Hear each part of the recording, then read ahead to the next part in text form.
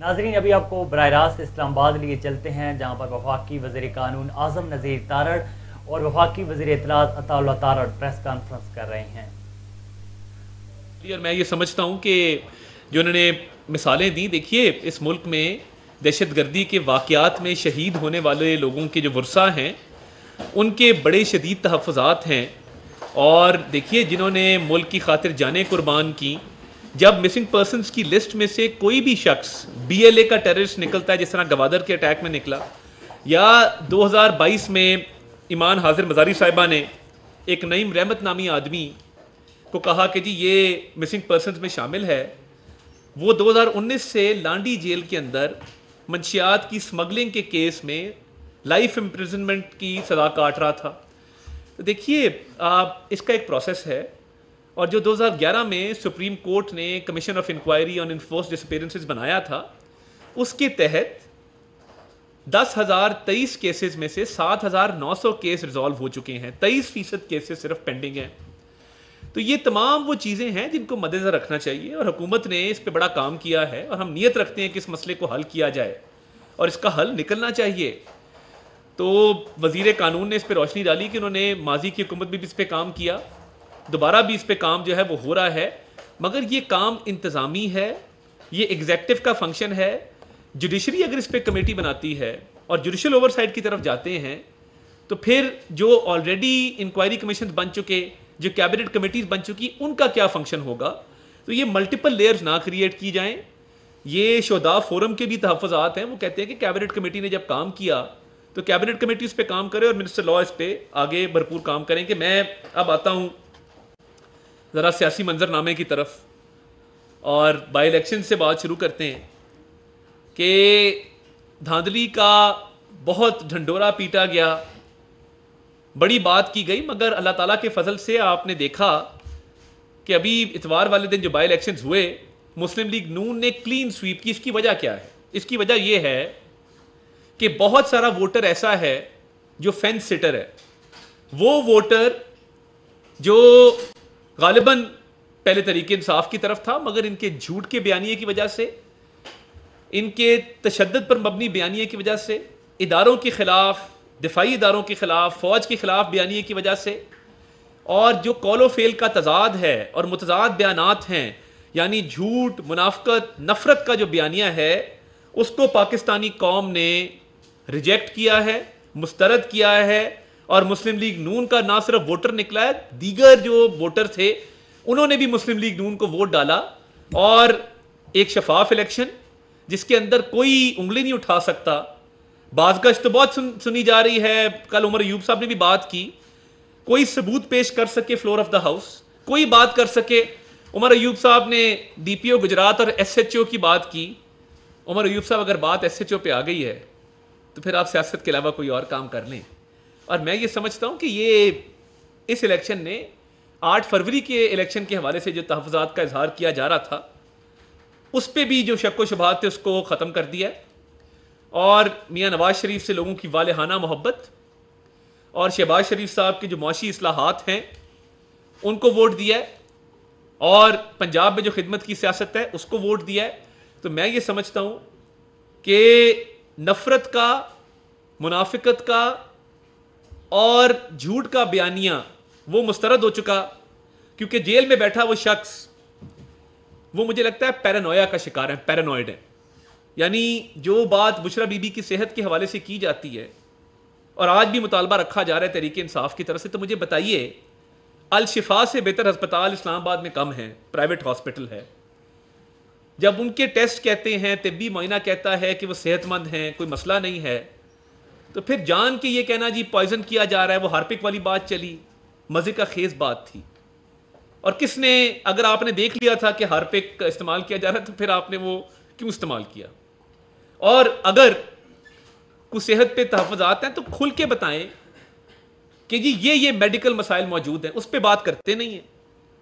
Test کروایا جاتا ہے تو وہ بالکل صحت مند آتی ہیں، کوئی مسئلہ مسائل جو ہے وہ نہیں سمجھ آتا، اور ایک جھوٹی کیمپین چلائی جاتی ہے جی ان کی زندگی کو خطرہ، ان کی صحت کو۔ یہ پیرانویا سے باہر نکلیں، ملک ترقی کی طرف بڑھ رہا ہے، کبھی دفاعی اداروں پہ، کبھی سپاہ سالار پہ بات کرتے ہیں۔ بھائی آپ کا مسئلہ ہے کیا؟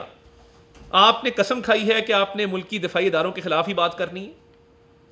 اور دیکھیے یہ جھوٹ آپ کا بے نقاب ہوتا جا رہا ہے, آپ کا پیرانویا پوری قوم کے سامنے آ رہا ہے کہ کبھی ایک بیان کبھی دوسرا, اور پاکستان کی فارن پالیسی کو نقصان پہنچانے کی آپ کوشش کرتے ہیں. تو میں آپ کو بتا دوں اس پہ کوئی کمپرومائز نہیں ہوگا, اس پہ آپ کو اجازت نہیں دی جائے گی کہ آپ پاکستان کے دوست ممالک کے خلاف بات کریں, پاکستان کے سپاہی سالار کے خلاف بات کریں. آپ جیل میں کرپشن کا سینٹنس کاٹ رہے ہیں, آپ وہاں پہ کوئی ویکیشن یا ہالیڈے پہ نہیں گئے ہوئے. اور ملک جس طرح ترقی کی طرف بڑھ رہا ہے, مجھے لگ رہا ہے کہ جیل میں بیٹھے ایک شخص کو اپنی ایرریلیونس نظر آ رہی ہے. اس کو نظر آ رہا ہے کہ میں بالکل آئسولیٹ ہو جاؤں گا کیونکہ اس نے فورن پالیسی خراب کی تھی. ہم نے پاکستان کے بین الاقوامی سطح پہ تعلقات کو الحمدللہ بحال کیا ہے, پاکستان کی ساکھ کو بحال کیا ہے. اور سعودی عرب کا ہائی پاور ڈیلیگیشن آتا ہے پاکستان میں, اربوں ڈالر کی سرمایہ کاری کی بات کرتا ہے.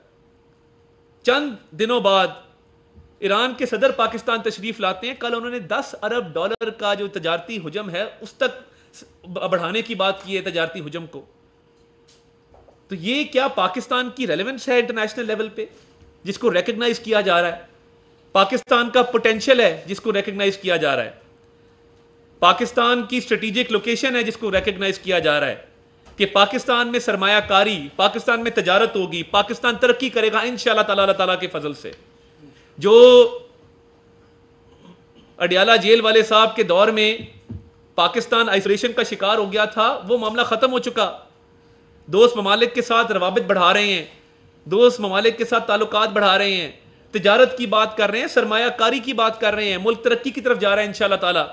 آپ رپورٹس دیکھیں, سٹاک مارکیٹ نے سارے ریکارڈ ہیں وہ توڑے ہیں, اور ہر روز سٹاک مارکیٹ جو ہے وہ ایک نیا ریکارڈ قائم کرتی ہے.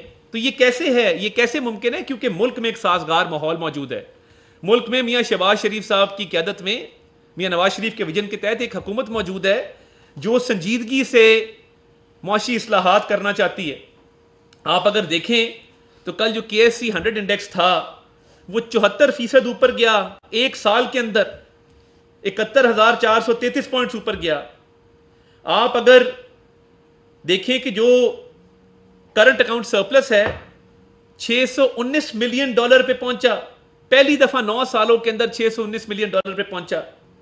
آئی ٹی ایکسپورٹس دیکھیں تو $306 ملین پہ آل ٹائم ہائی, اتنی آئی ٹی ایکسپورٹس کبھی نہیں ہوئی. اگر آپ فورن ڈائریکٹ انویسٹمنٹ دیکھیں تو وہ $285 ملین کے اوپر 20 مہینوں کے اندر ہائیسٹ پوائنٹ پہ پہنچی.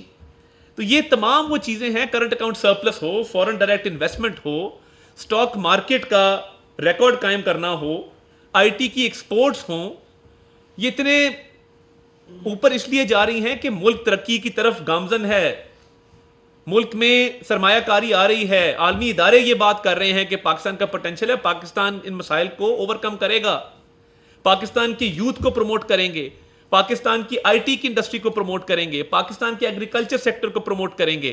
اب اس ملک میں سازشی بیانیے, جھوٹ اور منافقت پہ مبنی بیان, فورن پالیسی کی خلاف بات کرنا, یہ اب قصہ پانی نہ ہو چکی ہیں. اس بات پہ اب کوئی یقین نہیں کرے گا.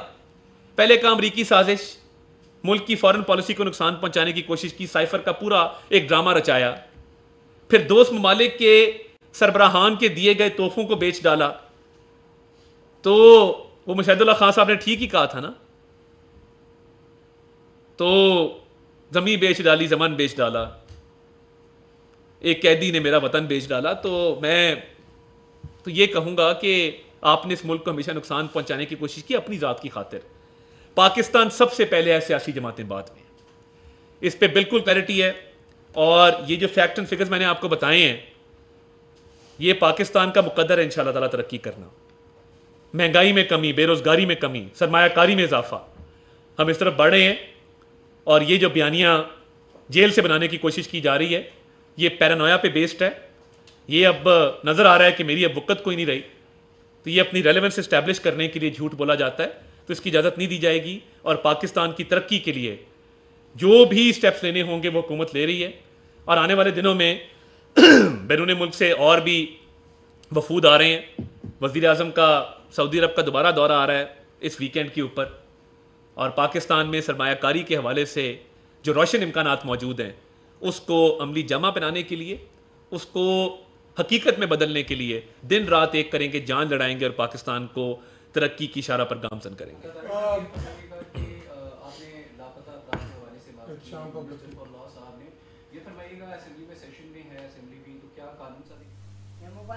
ناظرین، اسلام آباد میں وفاقی وزیر قانون اعظم نذیر تارڑ اور وفاقی وزیر اطلاعات عطا اللہ تارڑ پریس کانفرنس کر رہے تھے۔ عطا اللہ تارڑ نے کہا ہے کہ دہشت گردی کا شکار ہونے والے شہداء کے لواحقین کے بہت سے تحفظات ہیں، لاپتہ افراد کا مسئلہ جلد حل کیا جائے گا۔